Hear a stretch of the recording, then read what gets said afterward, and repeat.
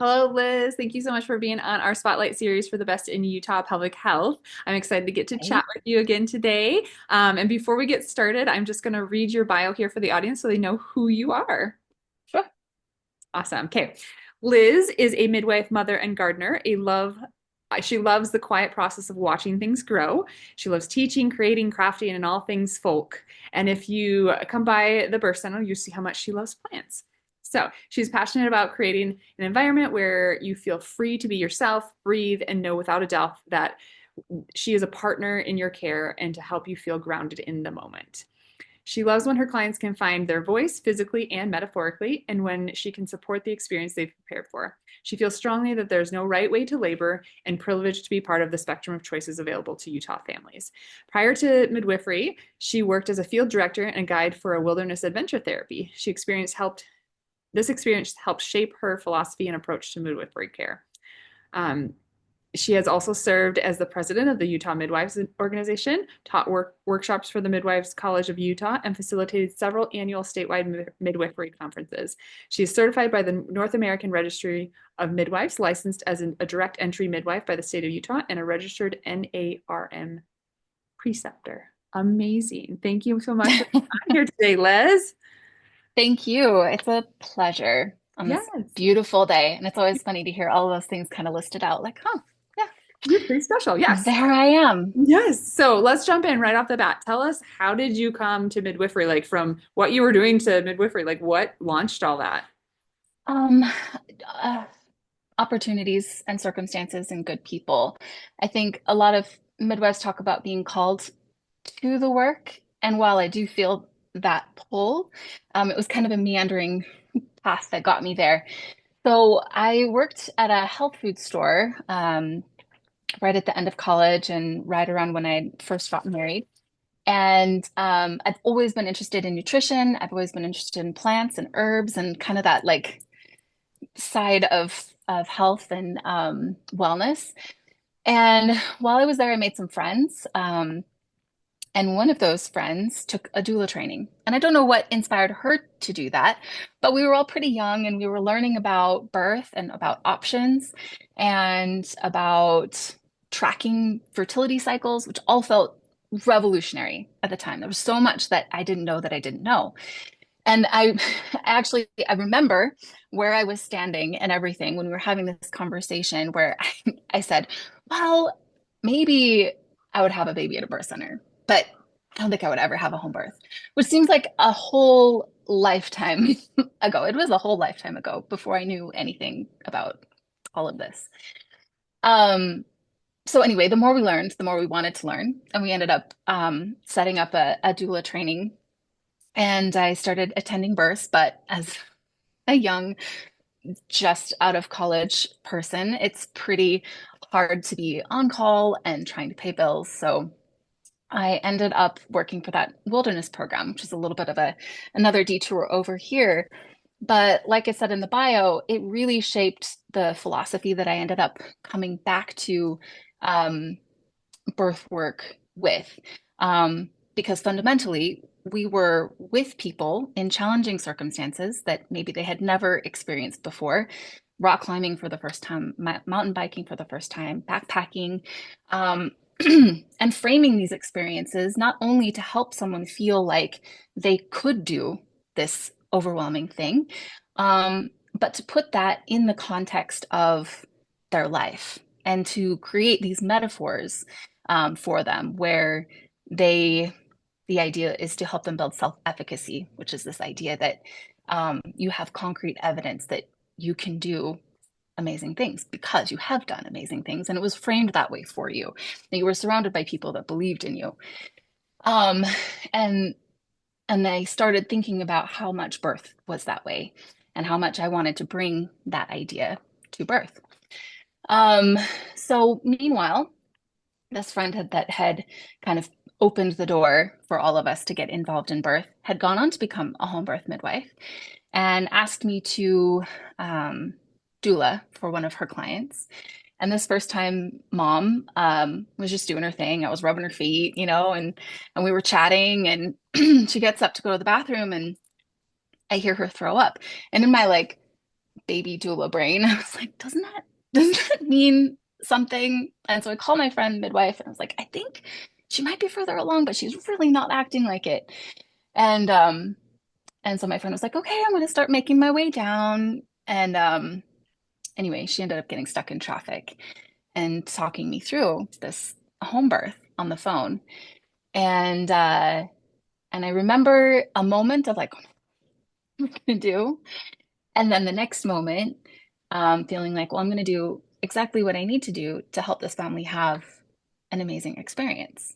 And I I was on cloud nine and it was amazing and everything went really well and smoothly. And I decided after that that I needed to get involved in birth in the midwifery way. Um, so then I did. Amazing. Amazing. What a cool detour though, like through that path. That's awesome. So, hmm okay, what do you feel like makes you different in the care that you deliver? Um, I I recently read a passage in a book called Transformed by Birth that I think really encapsulates it. Because my relationship with birth and midwifery, like I love all aspects of it, but what really um, calls to me is transition, I think, in all senses. And I love people and I love, gosh, love. I don't know if love is quite the right word, but I feel very passionate about walking that unknown path. And I feel like a practice in my own life and what is very important in midwifery care is knowing that there is so much unknown and to find comfort's not quite the right word, but to find a place of trusting that each step forward is going to illuminate a little bit more of the path. And you can only understand birth one step at a time moving forward. I also feel like the bio says, there's not any right way of having a baby, and that home birth or out of hospital birth isn't the goal so much as um, being supported and feeling like your choices have been respected, and that in the end you have been a part of your birth process, um, and that foundation of healthy mom healthy baby is sort of just like the bare minimum, and then beyond that wherever we end up having a baby, um, how we get there is the really important part.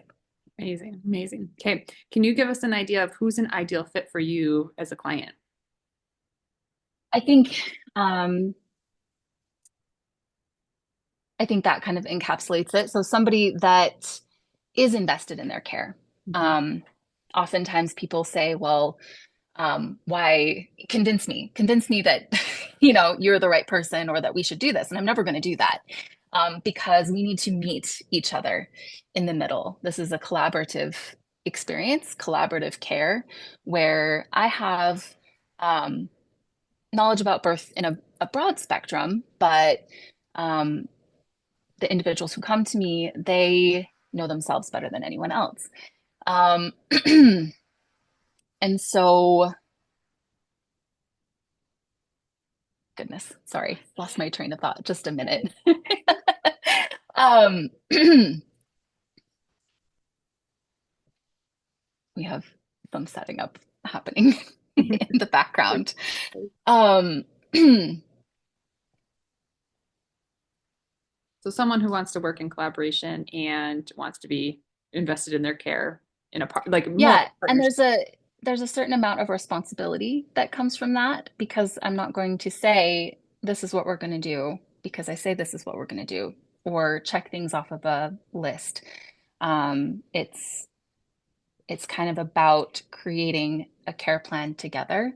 And so the ideal person for me would be someone who is coming to meet in that relationship throughout care. Amazing. Okay. What is the process? You're hitting on some of this already, but what's the process look like to work with you? So like if someone's like, I want to work with you, like how do they go about doing that? Yeah, just through the website, through the email. I try to keep things pretty flexible during the week. Most of the consults happen evenings, and we'll schedule an in-person complimentary consultation.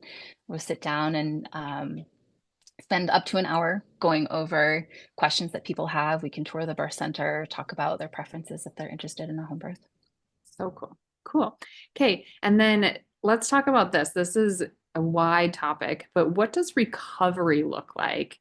Is that a thing from like pregnancy into postpartum? Like, what's your clinical ethos around that? Ooh.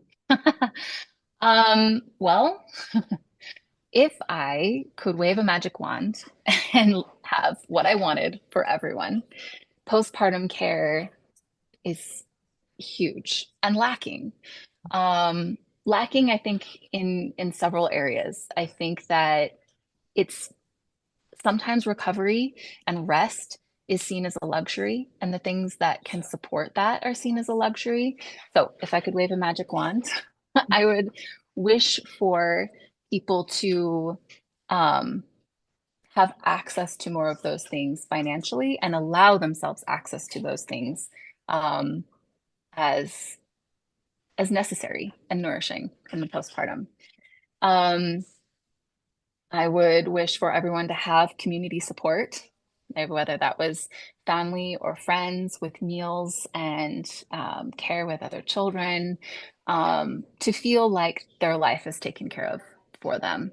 Um, I do encourage my clients as much as possible to try to stay in bed for, at least 3 days, hopefully a week.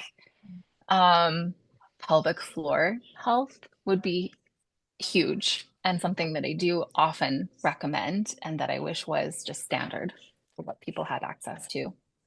Yes, yes. Okay. Um, One of my favorite questions here. What is something that most people don't know that you think that they should know about either you or your services? Hmm. Um, well, most recently, I have shifted my student training to include medical students from the Osteopathic College here in Provo. Uh, they came to me because they wanted their future doctors to have an understanding and respect for a variety of modalities. And I think that that is a huge step forward because, it's hard to collaborate. It's hard to find a place for something that you don't understand. And so being able to work with these students has opened a little bit of a window to that understanding. And they're just short little kind of windows into the care that I provide. Um, but I'm pretty excited to be a part of maybe creating some change in the way that we work with medical providers in the future. Love that. That's amazing. Congratulations on that. Okay. Is there anything special that you want to promote to the audience that's watching? Anything that is on your heart's passion or any upcoming events or anything like that? Well, something that has kind of been swirling around in the background is an idea that we've called Roots and Branches. Um, because I've had many of my clients and many people I talk to about this option express that they're the only one in their family, or they don't know any friends who've had a baby out of the hospital, or who, want to choose, I don't know, maybe more holistic um, life choices.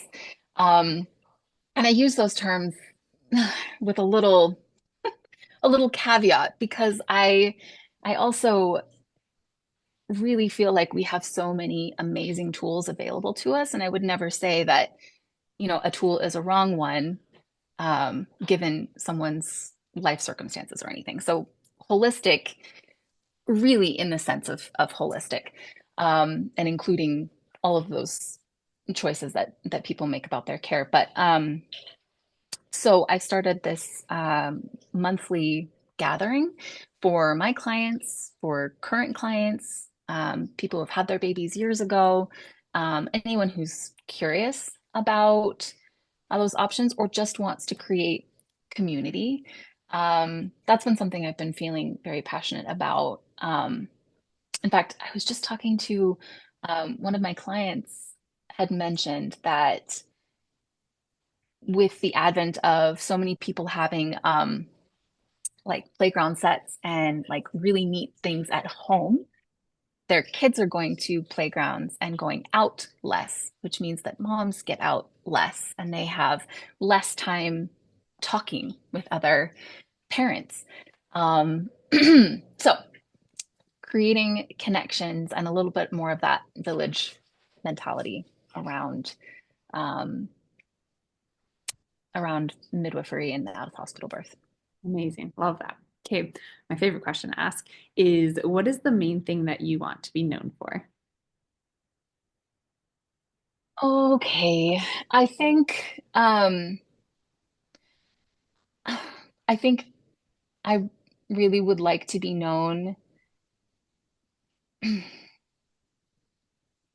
for middle ground, and that's a little bit of a hard thing to um, quantify. But what I want people to feel when they walk in the door is that they are welcome. Whatever they are bringing with is just right, and assuming we're a good fit, I want to meet them in that place. And my background and experience allows me to hopefully be able to offer options, not one option that is most convenient for me, but several options that then I can support my clients in the decisions that they make about their care. And I would hope that in walking through the door, there's kind of a feeling of peace and equanimity and a breath that when someone is in this space, to know that everything from the way that I try to be in the space to the colors to the plants that I have around me all support this idea, and that I love birth to be in the context of families and relationships, mental health. We talk a lot about all of that. Um, but yeah, I want it to feel like a breath when people walk in the door. Amazing. Thank you, Liz. Okay, where can we find you? Website, social media, all the things. Two leaves midwifery. It's very long, but all spelled out. No numbers or anything.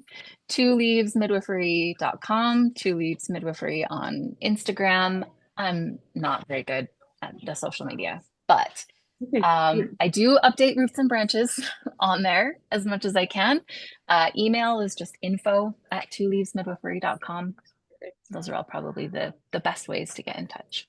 Perfect. Well, thank you, Liz, so much for being on our Spotlight series, and thank you for all that you're doing here in our community. Thank you. It was a pleasure.